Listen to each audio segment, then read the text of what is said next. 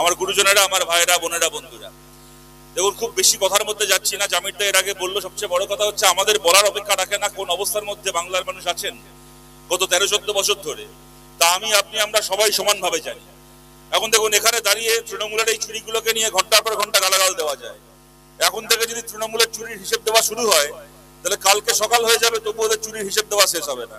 কিন্তু এত চুরির হিসেব দিয়ে কোনো লাভ নেই। এমন নয় যে ওদের চুরিকে নিয়ে গালাগাল দিলে ওরা লজ্জা পেয়ে চুরি করা বন্ধ করবে। আপনারা জানেন তৃণমূল এমন একটা পার্টি, ওদের নেতাগুলো এমন একটা, মানে কি বলবো, এরা কি কোন বস্তু দিয়ে তৈরি হয়েছে জানি না, এমন পার্টির এমন এমন নেতা গালাগাল খেয়ে দেখবেন কোন দিন ছাগল ঘাস খাওয়া বন্ধ করে দেবে, তৃণমূল কোনোদিন ঘুষ খাওয়া বন্ধ করবে না। তাই এদের না আছে লজ্জা, না আছে শরম, এদেরকে গালাগাল দেওয়া মানে নিজেরও সময় নষ্ট, অন্যেরও সময় নষ্ট। কিন্তু এইটুকু বলছি, আমাদের যে বাংলা বাঁচাও যাত্রা চলছে, তা তৃণমূল কত চুরি করেছে, বিজেপি কতগুলো দাঙ্গা করেছে, তার হিসেব দেওয়ার জন্য ওই যাত্রা চলছে না। আমরা লড়াই করছি, সিপিআইএম লড়াই করছে, লাল ঝান্ডা লড়াই করছে, খালি বাংলার সর্বনাশের জন্য, কপাল চাপড়ানোর জন্য নয়, এই সর্বনাশ থেকে বাংলাকে বার করে সামনের দিনে আরো উন্নত, আরো ভালো একটা রাজ্য, আরো ভালো একটা বাংলা তৈরি করার জন্য আমরা লড়াই করছি। আমরা কেমন বাংলা তৈরি করতে চাই আপনারা জানেন। এই যে 100 দিনের কাজ কিভাবে চালু হয়েছিল, কিভাবে বন্ধ হয়েছে, কেন বন্ধ হয়েছে আপনারা সব জানেন। 2004-এ যখন বাংলা থেকে 35 জন, গোটা দেশ থেকে 61 জন বামপন্থী এমপি এখান থেকে জিতে আমরা গেছিলাম, পার্লামেন্টে গেছিলাম, সেই সময় আমরা দেখেছিলাম বিজেপিকে আটকানোর জন্য কংগ্রেসকে সমর্থন করতে হবে, কংগ্রেসকে আমরা সমর্থন করেছিলাম। তার বিনিময়ে কংগ্রেস আমাদের সামনে থালায় সাজিয়ে দিয়েছিল মন্ত্রিসভা, যে একবার খালি মুখ ফুটে বলুন কটা মন্ত্রী চাই, একবার খালি মুখ ফুটে বলুন কটা লালবাতি গাড়ি চাই। থালায় সাজিয়ে দিয়েছিল লালবাতি গাড়ি আর মন্ত্রিসভা।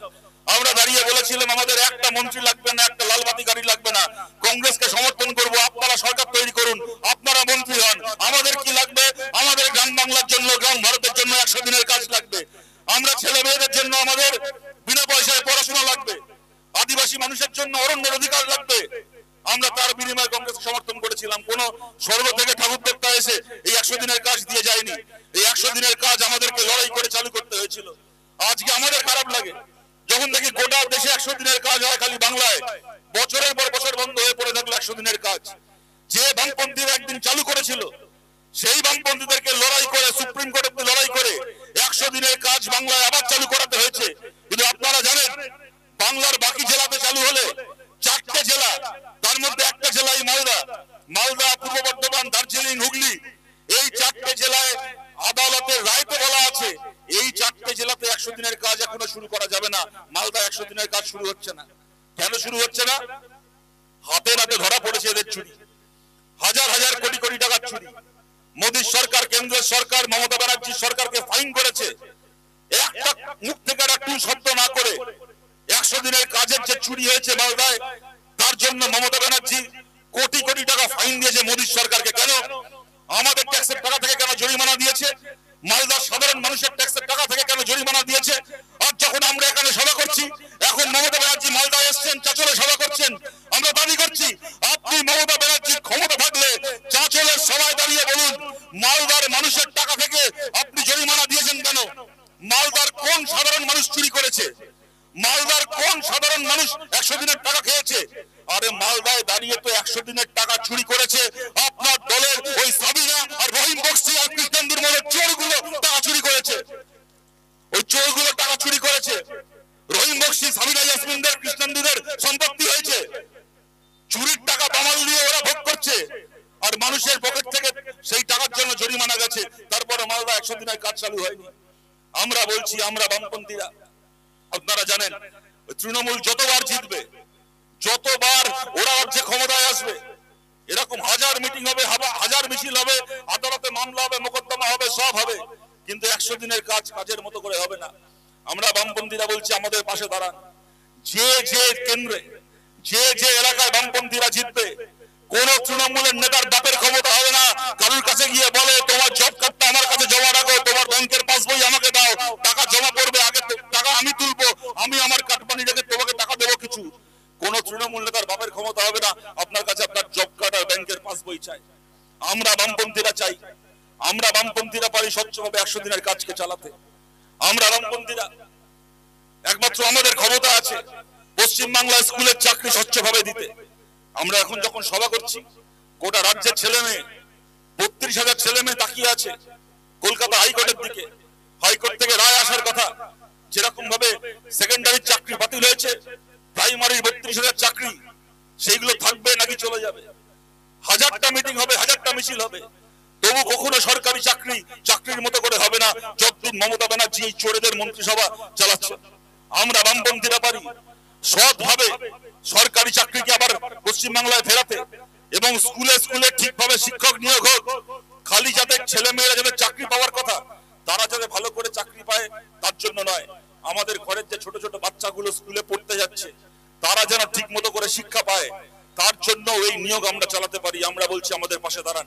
এবং তার পাশাপাশি আমরাও বলছি 77 সালে বামপন্থী ফ্রন্ট সরকার তৈরি হয়েছিল, যে কাজ কেউ কোনোদিন কল্পনা করতে পারেনি সেই কাজ বাংলায় আমাদের সরকার করেছিল।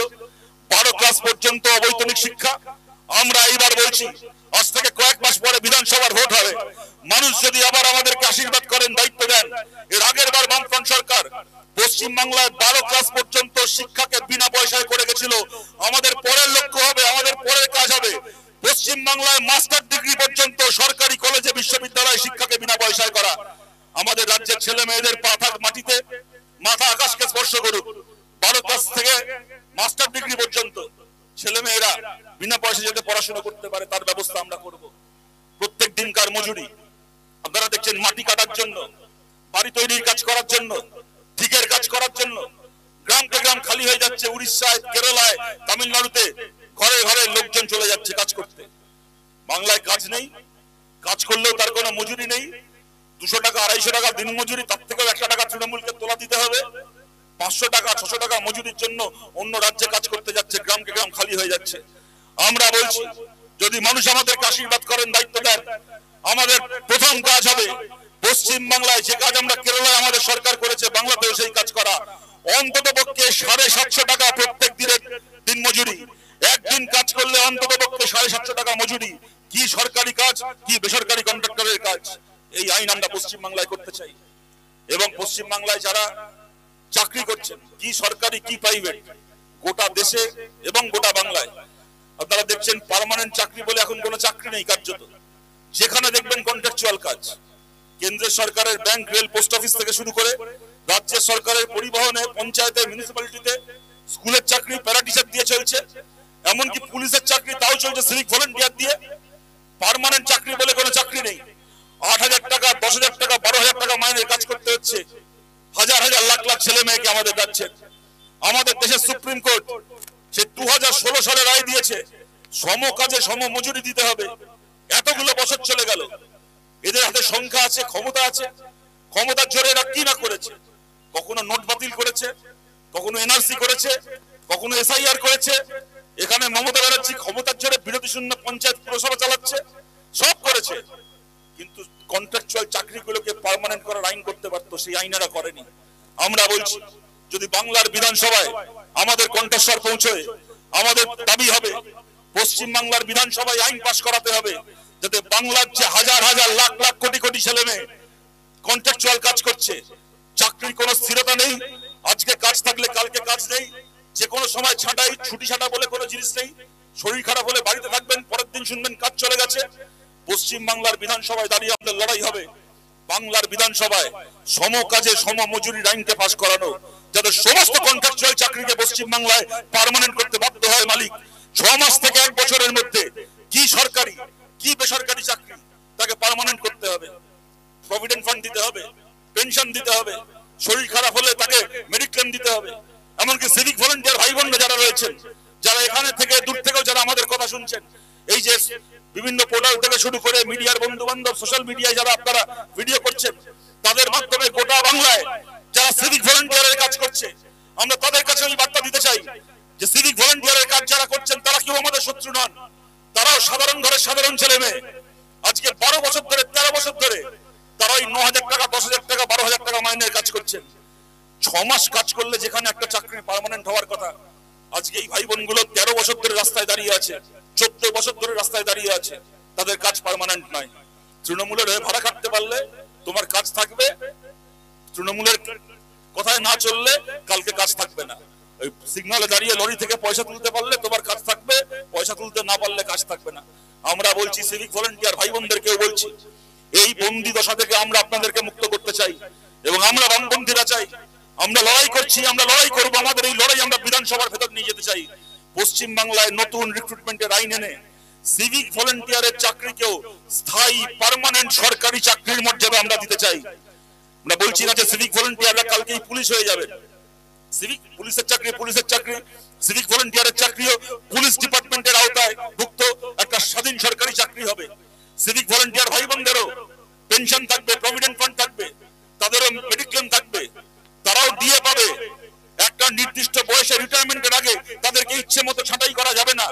সিভিক ভলেন্টিয়ারের চাকরিকেও একটা স্থায়ী মর্যাদাপূর্ণ সরকারি চাকরি আমরা স্বীকৃতি দিতে চাই।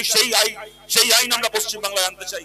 এই লড়াই আমরা করছি, এই লড়াই আপনারা আমাদের পাশে দাঁড়ান। এবং আপনাদেরকে বলছি, লোকসভার আগে আমরা বলেছিলাম, আমরা একটা লক্ষ্য স্থির করেছিলাম, সেদিন আমরা এই কাজটা করতে পারিনি, আমরা কোনো আসন জিতিনি বলে। কিন্তু এইবার বিধানসভা ভোটের আগে আমরা বলছি, আজ বাদে কাল বিধানসভার লড়াই হবে। পশ্চিম বাংলার কটা আসনে বামপন্থীরা আমরা জিতবো তা বাংলার মানুষ ঠিক করবেন। কিন্তু যেখানে যেখানে আমরা জিতবো, যদি একটা আসনে জিতি একটা আসনে, যদি 20টা আসনে জিতি 20টা আসনে, যদি 200টা আসনে জিতি 200টা আসনে, যেখানে যেখানে সিপিআইএম এর প্রার্থীরা তারা জয়ী হয়ে বিধানসভায় যাবেন, সেই প্রত্যেকটা আসনে যারা এমএলএ হবেন, একজন এমএলএ 5 বছরের মোট যা টাকা তিনি বরাদ্দ করবেন, তার মোট বরাদ্দের 3 ভাগের 1 ভাগ টাকা বরাদ্দ হবে সেই এলাকায় শুধুমাত্র মহিলাদের উন্নয়নের জন্য বিভিন্ন প্রকল্পে, মেয়েদের জন্য স্কুল তৈরি করা, কলেজ তৈরি করা, প্রাইমারি স্কুলগুলোকে সেকেন্ডারি করা, মাধ্যমিক স্কুলগুলোকে উচ্চ মাধ্যমিক করা, মেয়েদের জন্য আইসিডিএস সেন্টার, অঙ্গনবাড়ি সেন্টারগুলোকে আরো ভালো করে চালানো, মহিলাদের জন্য karate coaching centre, kung fu coaching centre, সেলাইয়ের কাজ শেখানো, বিভিন্ন হাতের কাজ শেখানো, মোবাইল চালানোর কাজ, মেকআপের কাজ শেখানো, যাতে সেই কাজগুলো শিখে তারা স্বাবলম্বী হতে পারেন। এরকম ভাবে মহিলাদের উন্নয়নের জন্য বিভিন্ন প্রকল্পে 3 ভাগের 1 ভাগ টাকা বরাদ্দ করা হবে প্রতিটা কেন্দ্রে, যেখানে যেখানে আপনাদের আশীর্বাদে বামপন্থীরা জিতবে। এবং সবশেষে যেটা বলতে চাই, দেখুন পশ্চিম বাংলায় যতগুলো সরকারি প্রকল্প চলছে, এমন নয় যে এই প্রকল্পগুলো একা মমতা ব্যানার্জি আসার পরে চালু হয়েছে। দেখবেন যত ভোট এগিয়ে আসবে, ওই এলাকায় গিয়ে তৃণমূলের লোকেরা বলবে যে দিদি এই টাকা দিচ্ছে, দিদি ওই প্রকল্প দিচ্ছে, আমরা জিতলে পাবে, আমরা না জিতলে পাবে না। কার বাবার টাকা রে ওগুলো? কার বাবার টাকা? তো দিদি দেওয়া হয়েছে বলে দিদি দিচ্ছে, না হলে পাবে না। আমরা বলছি, এই যে হরিশ্চন্দ্রপুর 1 নম্বর ব্লকে পঞ্চায়েত আমরা জিতেছি, পঞ্চায়েত আমরা চালাচ্ছি কংগ্রেসের সঙ্গে জোট করে, এতগুলো জায়গাতে আমরা পঞ্চায়েত চালাচ্ছি, সেখানে চলছে না সরকারি প্রকল্প, সেখানে মানুষ টাকা পাচ্ছেন না, যেরকম বাবা সেরকম পাচ্ছেন। খালি তফাৎ কি, হরিশ্চন্দ্রপুরের 2 নম্বর ব্লকে যেখানে তৃণমূল পঞ্চায়েত চালাচ্ছে, ওখানে লক্ষ্মীর ভান্ডারের লিস্টে নাম তুলতে গেলে, ওখানে 100 দিনের কাজের জব কার্ড পেতে গেলে তৃণমূলকে পয়সা দিতে হয়। আর যেখানে আমাদের বামপন্থীদের পঞ্চায়েত চলছে, একটা 9 পয়সা কাউকে ঘুষ না দিয়ে নিজের ইচ্ছে মতো নিজের যোগ্যতায় মানুষ প্রকল্পের সুবিধা পায়। আমরা এই ব্যবস্থা গোটা বাংলায় করতে চাই।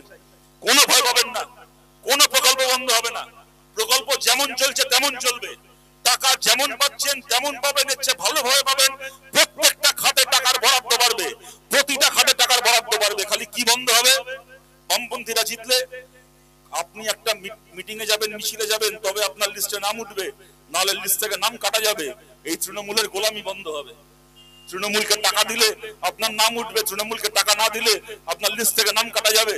এই ঘুষখড়ি বন্ধ হবে, প্রকল্প যেরকম পাচ্ছেন সেরকম পাবেন। সব শেষে আপনাদেরকে এটা বলে আমার কথা শেষ করছি, যারা এখানে আমাদের কথা শুনছেন, যারা দূর থেকে আমাদের কথা শুনছেন, আপনাদের সবার কাছে আবেদন করছি যে লড়াই আমরা করছি, যে লড়াই আমরা লড়ছি, আমরা জানি আপনাদের আশীর্বাদে, হরিশ্চন্দ্রপুরের মানুষের আশীর্বাদে এই হরিশ্চন্দ্রপুর আমরা জিতবো। আপনাদের সবার কাছে আবেদন থাকলো, আজ বাদে কাল বিধানসভার ভোট হবে, যা করতে হয় করতে হবে, কিন্তু এই হরিশ্চন্দ্রপুর আমাদেরকে জিততেই হবে। হরিশ্চন্দ্রপুর আমরা জিতবো।